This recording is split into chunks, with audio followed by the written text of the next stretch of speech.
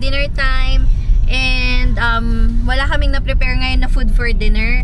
So, since nagka-crave si Kyle, ang aming panganay ng sisig, and kaming mag-asawa ay nagka-crave naman ng pares kasi malamig ngayon dito sa Baguio. So, since may bagong bukas na paresan dito sa malapit sa Pacdal, which is located in Brookside, pupuntahan natin yun ngayon. Tara, let's go!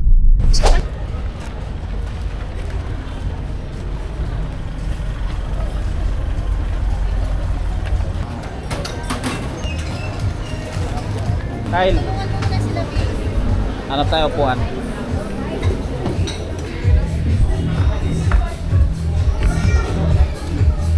Save nyo yan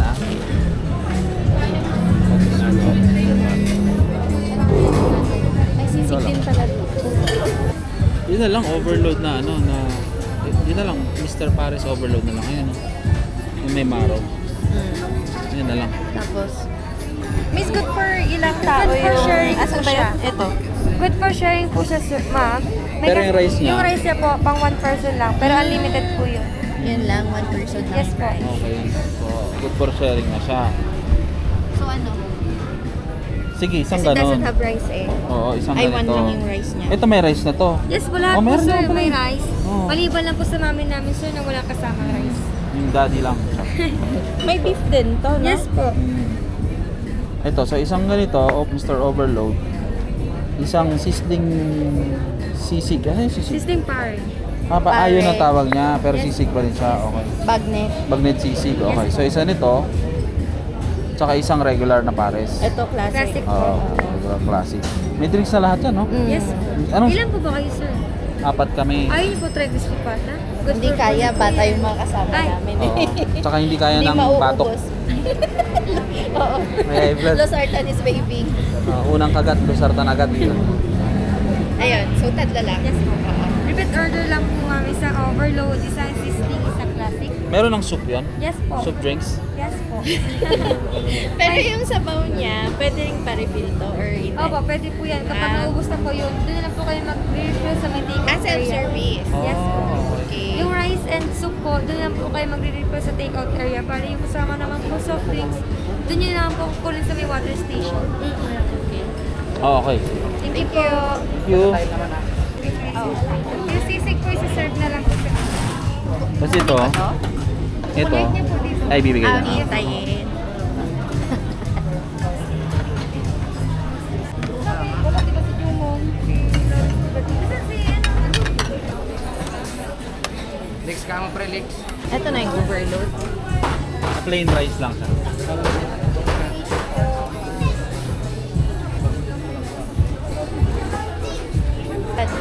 Tay! Kapit doon.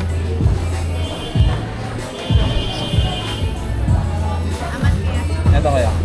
Mother na sana was pretty.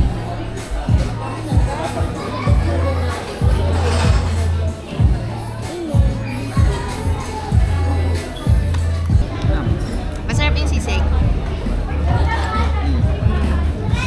Try natin yung classic na pares. Okay. So, yung lapot niya, sucks lang. Wait, tikman natin. Yung sabaw muna.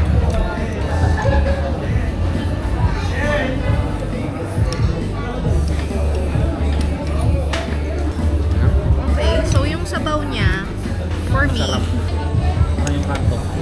kanto style na ikaw magtitimpla nga, hindi siya yung parang yung niluluto natin sa bahay na lasang-lasa mo yung anis and matamis. Ito, ikaw yung magtitimpla. Ito yung hinahanap ko.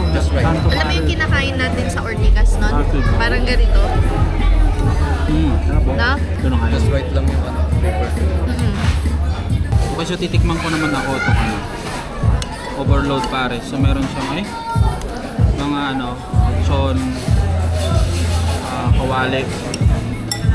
So overload siya pero parang lechong kawali lang tsaka yung bone marrow and Chichabu. yung chunks. May chicharong bulaklak ba siya? Parang wala Meron. naman ako nakita. May Ayun, isa ako meron. nakuha. Ayun, meron. So yun. Wow, that's so nice. Tapos yung itlog, siyempre basagin natin itlog. Oh, yung 1.5. Tapos try natin yung I-fold mo yung tapos lagyan natin ng sausawan. Sausawan. i-fold mo yung paper. Just put it all. Ano? Like 1 bite. Magkano yung binayad mo? Ha? Magkano yung binayad mo sa shop? Yan rice. Sarap siya. Crispy yung karne. Crispy yung karne tapos yung meat, malambot, sobrang lambot. Hindi yung sabaw na, hindi sa maalat, hindi siya ano, saktong-sakto lang para sa akin ah. Okay na yan. Hindi, ikaw lang magtitimpla. Hindi, yung ano yung...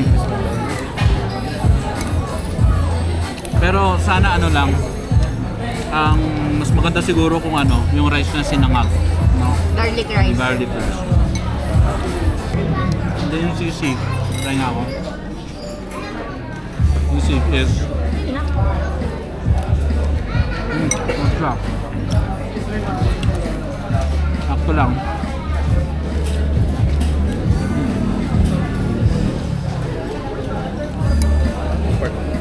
Masarap siya pag merong sausawan.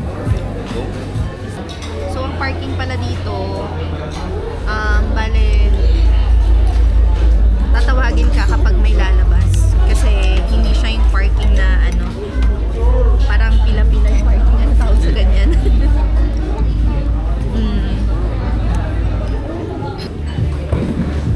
I like to be Lahat ng mom. pares na nakain natin dito.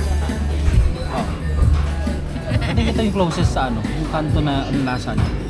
Talaga ba? Oo. So ano, nakalimutan ko na lasa ng pares. Kasi yung iba sobrang tamis yung ginagawa eh. Sobrang tamis yung ginagawa eh, hindi naman ganun eh. Yung ano kasi, yung ibang pares, Chinese style talaga na may Oo. sugar, may Yung anise, pares na kanto ang ganun. sinasabi ko ah. Oh, eto nga yun, yung titimpla mo Oo, talaga. ganun, oo. Diba? Kasi minsan pa nga minalagyan nila, nakikita ko nun na, alam mo yung buong sili na green, lalagyan nila yun sa loob, tapos may luya pa. Tapos ano, pero ganto, pero yung nasa niya, close, very close nga. Wala akong nalasang luya dyan. Kaya nga wala, pero very close nga yung ano, yung Kasi lasa napakuluan separately and nakook separately yung mga ano eh, mga laman eh. Oo. Tapos yung sabaw is tinimplahan na lang. Oo. Alright, so nakauwi na nga kami. Galing kami dun sa may ano, Mr. Pares.